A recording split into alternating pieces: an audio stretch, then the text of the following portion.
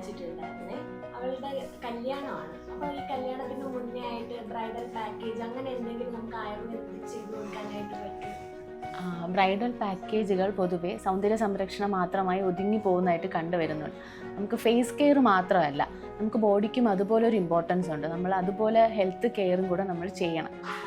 വിവാഹത്തിന് തൊട്ട് മുമ്പേ ഉള്ള കാലയളവ് പൊതുവേ സ്ട്രെസ്ഫുൾ ആയിരിക്കും.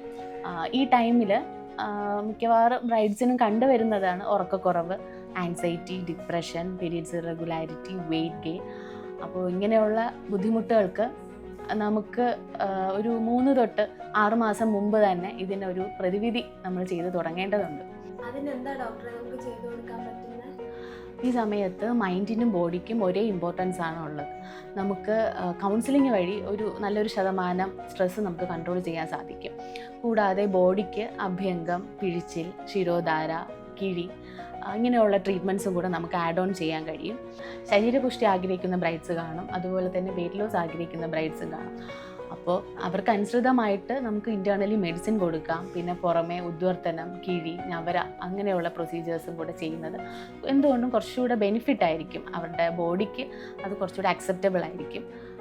പിന്നെ നമ്മൾ ശ്രദ്ധിക്കേണ്ട ഒരു പ്രധാന കാര്യം, ഓരോ ബ്രൈഡ്സും വ്യത്യസ്തമാണ്. അപ്പം അവരുടെ ഓരോ ട്രീറ്റ്മെൻറ്റ് പ്ലാനും വ്യത്യസ്തമായിരിക്കും.